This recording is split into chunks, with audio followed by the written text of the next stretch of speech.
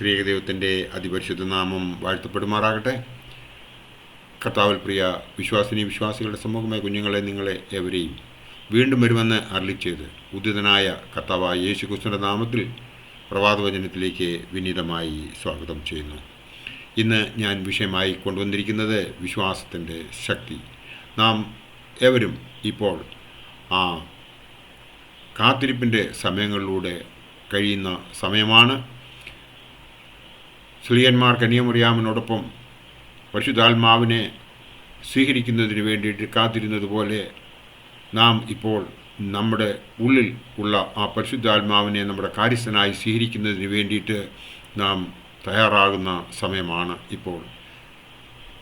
മാമോദീസയിലൂടെ മുറനഭിഷേകത്തിലൂടെ നമുക്ക് ലഭിച്ചതായ ആ പരിശുദ്ധാത്മ നൽവരം ഹാഗൽക്കർസായുടെ ആ പ്രവൃത്തി മൂലം ഇപ്പോൾ മന്ദീഭവിച്ചിരിക്കുന്ന ഈ കാലയളവിൽ നാം ഹാഗൽക്കർസായെ പിൻപോട്ട് മാറ്റുന്നതിന് വേണ്ടിയിട്ട് നിരന്തരമായി പ്രാർത്ഥിക്കുകയും വിശ്വാസത്തോടുകൂടി ദൈവത്തോട് അടുത്ത് ചെല്ലുകയും ചെയ്തു കഴിഞ്ഞാൽ ആ പരിശുദ്ധാത്മാവിനെ നമുക്ക് കാര്യസ്ഥനായിട്ട് നമ്മുടെ ജീവിതത്തിൽ കൊണ്ടുവന്ന് കഴിയുമ്പോൾ നമുക്ക് നമ്മുടെ ഇന്നേ വരെ നമുക്ക് സാധിക്കാത്ത എല്ലാ നല്ല കാര്യങ്ങളും നമുക്ക് സാധിച്ചു കിട്ടും എന്നുള്ളതിന് യാതൊരു സംശയവുമില്ല. പരിശുദ്ധനായ പൗലോസ് ശ്ലീഹ റോമർക്ക് എഴുതിയ ലേഖനം 10-ാം അധ്യായം 4-ാം വാക്യത്തിൽ പ്രകാരം പറയുന്നു: വിശ്വസിക്കുന്ന ഏവനും നീതി ലഭിപ്പാൻ ക്രിസ്തു ന്യായപ്രമാണത്തിൻ്റെ അവസാനം ആകുന്നു എന്ന് നാം വിശ്വസിക്കുന്നുവെങ്കിൽ കർത്താവ് നമ്മെ കാത്തുകൊള്ളും, യാതൊരു സംശയവുമില്ല. റോമർക്ക് എഴുതിയ ലേഖനം 10-ാം അധ്യായം 9-ാം വാക്യത്തിൽ പ്രകാരം പറയുന്നു: യേശുവിനെ കർത്താവ് എന്ന് വായ്കൊണ്ട് ഏറ്റുപറയുകയും ദൈവം അവനെ മരിച്ചവരിൽ നിന്നും ഉയർത്തെഴുന്നേൽപ്പിച്ചു എന്ന് ഹൃദയം കൊണ്ട് വിശ്വസിക്കുകയും ചെയ്താൽ നീ രക്ഷിക്കപ്പെടും എന്നാണ് ഈ വേദഭാഗം നമ്മെ ഉദ്ബോധിപ്പിക്കുന്നത്. നിന്റെ വിശ്വാസം ഉറപ്പുള്ളതാണ് എങ്കിൽ ദൈവം നിന്നെ കാത്ത് സംരക്ഷിക്കും എന്നുള്ളതിന് യാതൊരു സംശയവുമില്ല. അവൻ്റെ നാമം എല്ലായ്പ്പോഴും ഉരുവിടുന്നവന് അവൻ രക്ഷകനായിരിക്കും എന്നുള്ളതിനും യാതൊരു സംശയവുമില്ല. അവൻ്റെ നാമം എടുത്ത് ആശ്രിതനായി പ്രാർത്ഥിക്കുന്നവന് ഒരു നാളും ബുദ്ധിമുട്ട് ഉണ്ടാകുകയില്ല എന്നും ഈ വേദഭാഗത്തിൽ നിന്നും നമുക്ക് മനസ്സിലാകുന്നുണ്ട്. റോമർക്ക് എഴുതിയ ലേഖനം 10-ാം അധ്യായം 11-ാം വാക്യത്തിൽ പ്രകാരം പറയുന്നു: അവനിൽ വിശ്വസിക്കുന്നവർ ഒരു നാളും ലജ്ജിച്ചു പോകുകയില്ല. വിശ്വാസമാണ് ഇവിടെ പ്രധാനം. അതിലൂടെ മാത്രമേ നമുക്ക് രക്ഷ പ്രാപിക്കുവാൻ സാധിക്കുകയുള്ളൂ. നമുക്കറിയാവുന്നതുപോലെ എബ്രായർക്ക് എഴുതിയ ലേഖനം 11-ാം അധ്യായം 1-ാം വാക്യത്തിൽ പ്രകാരം പറഞ്ഞിരിക്കുന്നു: വിശ്വാസം എന്നതോ ആശിക്കുന്നതിൻ്റെ ഉറപ്പും കാണാത്ത കാര്യങ്ങളുടെ നിശ്ചയവും ആകുന്നുവെന്ന്. എബ്രായർ 11:6 പറയുന്നത്: എന്നാൽ വിശ്വാസം കൂടാതെ ദൈവത്തെ പ്രസാദിപ്പിക്കാൻ കഴിയുന്നതല്ല. ദൈവത്തിൻ്റെ അടുക്കൽ വരുന്നവൻ ദൈവമുണ്ട് എന്നും തന്നെ അന്വേഷിക്കുന്നവർക്ക് പ്രതിഫലം കൊടുക്കുന്നുവെന്നും വിശ്വസിക്കേണ്ടതല്ലയോ എന്നാണ് ഇവിടെ പറയുന്നത്.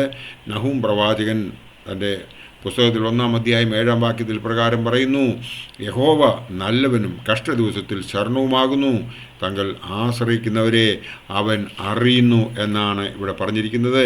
കർത്താവിൽ പ്രിയ വിശ്വാസികളുടെ സമൂഹമേ, നാം ചിന്തിക്കേണ്ടതായ ഒരു കാര്യമുണ്ട്.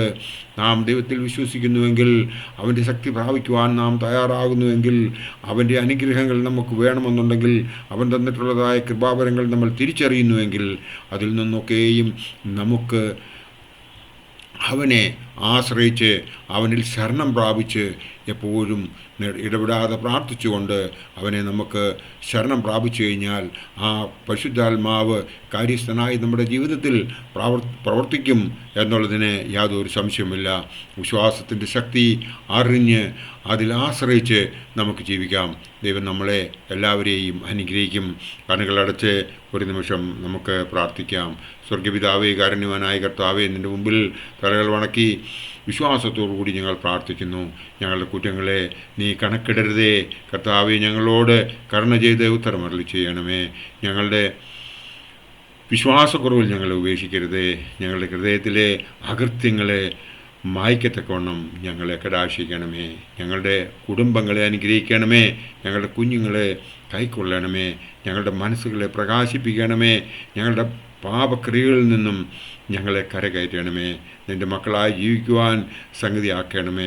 കർത്താവേ, ഞങ്ങളുടെ ഭവനങ്ങളുടെ സകലത്തെയും നീ വാഴ്ത്തണമേ. ഞങ്ങളുടെ ഭവനങ്ങളിൽ നിൻ്റെ നിരപ്പും സമാധാനവും വസിപ്പിക്കണമേ. ജീവൻ നൽകുന്ന നിൻ്റെ സ്ലീബ ഞങ്ങളുടെ ഭവനങ്ങൾക്ക് കോട്ടയായിരിക്കണമേ. നിൻ്റെ വിശുദ്ധ മാലാഖമാർ ഞങ്ങൾക്ക് കാവലായിരിക്കണമേ. ഞങ്ങളുടെ വരവ് ചെലവുകൾ തിരുത്തത്തിന് അനുയോജ്യമായിരിക്കണമേ. ഞങ്ങളുടെ വരവുകളെ വർദ്ധിപ്പിക്കണമേ. ഞങ്ങളുടെ സ്വന്തത്തിലും ബന്ധത്തിലുമുള്ള എല്ലാ ബന്ധുമിത്രാദികളെയും നീ കാത്തുകൊള്ളണമേ. കർത്താവേ, ഞങ്ങൾ മഹാപാപികളാവുന്നു നിങ്ങൾ ഏറ്റുപറയുന്നു. ഞങ്ങളോട് കരുണയുണ്ടാകണമേ. ഞങ്ങളുടെ ഈ എളിയ പ്രാർത്ഥന ആദിപിതാക്കന്മാരുടെ പ്രാർത്ഥനകളെ സ്വീകരിച്ചതുപോലെ നീ കൈക്കൊള്ളണമേ. ഞങ്ങളെല്ലാവരും ചേർന്ന് നിനക്കും നിൻ്റെ പിതാവിനും പരിശുദ്ധ റുഹായിക്കും സ്തുതിയും സ്തോത്രവും അർപ്പിക്കുന്നു.